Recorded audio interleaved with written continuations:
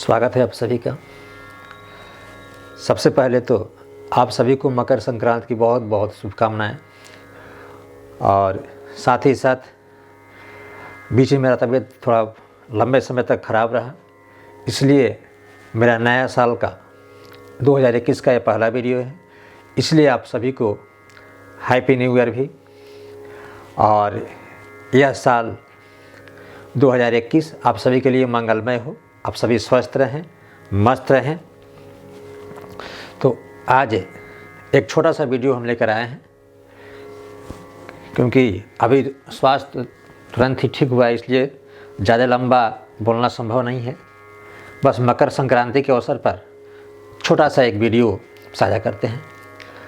हमारा देश जो है त्योहारों का देश, और ये त्यौहार एक नई ऊर्जा, एक नई उमंग हमारे मन में लाते हैं।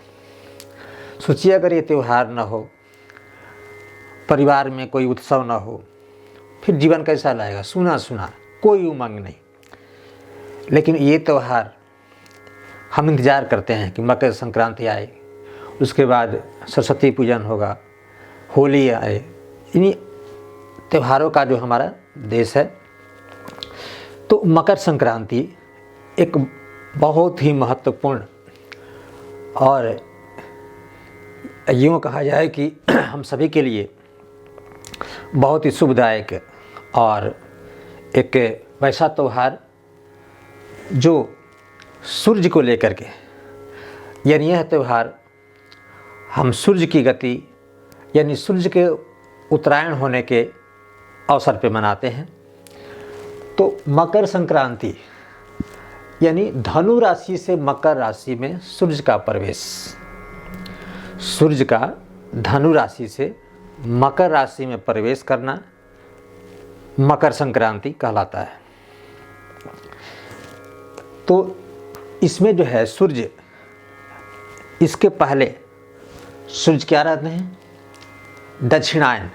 सूर्य हमारे दक्षिण की तरफ सूर्योदय होता है और ठीक दक्षिण की तरफ होते हुए और फिर अपनी गति की पश्चिम की तरफ चले जाते हैं। पूरब से पश्चिम की तरफ लगता है कि जाते हैं।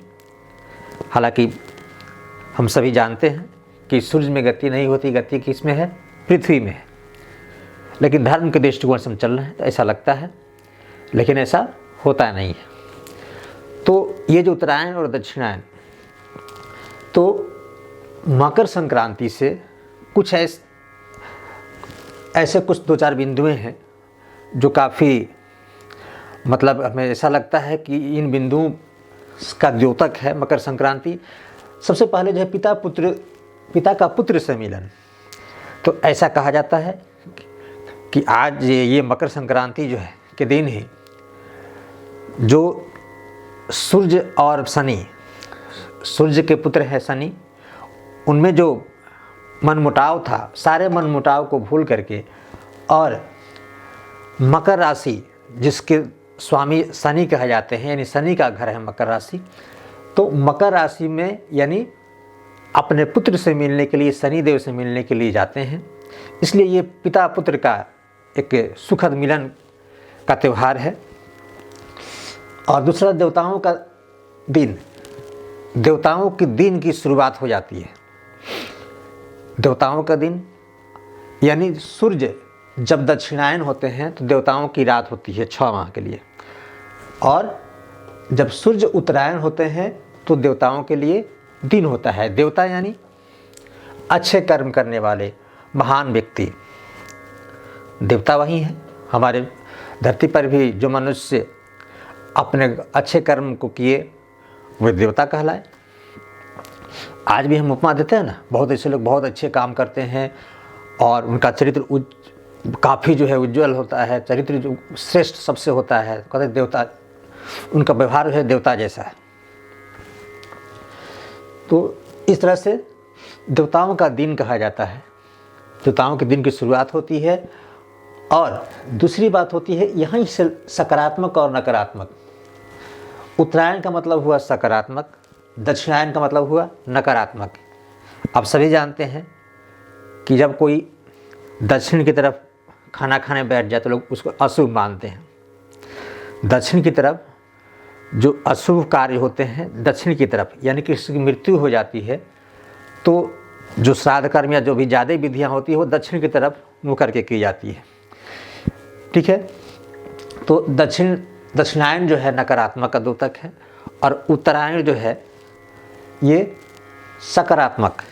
तो हमारे सकारात्मक कार्य शुरू हो जाते हैं, क्योंकि कारण ये होता है कि दिन बड़े होने लगते हैं। तो दिन का मतलब सकारात्मक, दिन का मतलब होता है अच्छा, क्योंकि अक्सर कहा जाता है कि बुरे काम रात में होती है, चोर कब चोरी करता है? रात में। तो इस तरह से जो है सकारात्मक का द्योतक है उत्तरायण। शुभ कार्यों की शुरुआत होती है इस मकर संक्रांति के से ही।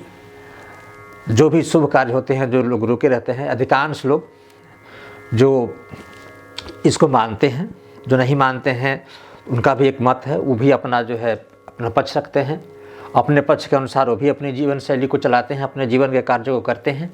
लेकिन जो मानते हैं वो शुभ कार्यों की शुरुआत जो है मकर संक्रांति के दिन से करते हैं।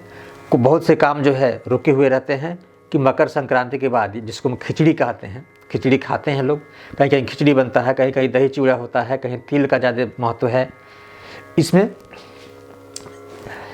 और गंगा का अवतरण भी इस द्योतक है कि गंगा जी का अवतरण जो है इसी दिन हुआ था और भागीरथ के पीछे चलकर कपिल मुनि के आश्रम में गंगा जो है आई थी मकर संक्रांति के दिन ही। और उस दिन मोक्ष कारक दिन भी कहा जाता है, पितरों का जो है मोक्ष प्राप्त हुआ था उनको, तो ये मोक्ष कारक दिन भी है। इसलिए दान के ज़्यादा महत्व है। गंगा स्नान एवं दान का महत्व बहुत ज़्यादा है ना। गंगा स्नान करना, गंगा के किनारे जाना अपना अपना मत होता है। अगर हम गंगा के किनारे जाएं, गंगा के घाट पर जाएं, स्नान करें तो अति उत्तम। अन्यथा अगर हमारे पास बहुत लोग होते हैं जो गंगा का जल रखते हैं, गंगा जी का जल रखते हैं और उसे थोड़े जल मिला करके उससे स्नान करते हैं, अपनी अपनी जो है ये मत होती है। और दान का महत्व कहा जाता है कि 2 हाथ से कमाओ, लेकिन उससे ज़्यादा हाथों से, 10 हाथों से दान करो। इससे धन की बढ़ोतरी होती है। कहने का मतलब ये है कि दान करने से हमारी सकारात्मक ऊर्जा बढ़ती है, हमारे मन को एक शक्ति प्रदान होती है, शक्ति मिलती है। दूसरे को हम जब भोजन देते हैं, दूसरे को कुछ पैसा देते हैं, एक गरीब को, किसी भूखे को खाना खिला देते हैं, तो जब उससे हम भोजन देते हैं या कोई भी चीज़ देते हैं तो एक दूसरे को जो हमसे जो है उससे पात्र के लायक है, जो काफ़ी निर्धन है, तो उसे हम जब देते हैं तो उसे जो खुशी मिलती है उसे देखकर हमें भी बहुत ही खुशी मिलती है और हमें एक अलग ही ऊर्जा मिलती है। तो ये सारे महत्व जो है मकर संक्रांति के हैं। कहने का अभिप्राय ये है कि मकर संक्रांति एक सकारात्मक पहलू है, सकारात्मक जो है, सकारात्मक दिन की शुरुआत हो जाती है, सकारात्मक कार्य करने की दिन का बड़ा होना, ठीक है, ज़्यादा समय मिलता है कार्य करने का। तो अनेक दृष्टिकोण से मकर संक्रांति का महत्व है। हम सभी, जैसा हमारा मत है, गंगा जी के में जाकर स्नान करें या घर पे जो है स्नान करें, स्नान करके और दान करके, और अपने पितृजनों का भी बहुत दान करके, पितृजनों का जो है मोक्ष कारक दिन है तो पितृजनों को याद करते हैं। तो इस तरह से ये हुआ मकर संक्रांति। और आप सभी को फिर एक बार मकर संक्रांति की बहुत बहुत शुभकामनाएं, और आप स्वस्थ रहें, मस्त रहें। बहुत बहुत धन्यवाद और बहुत बहुत प्यार।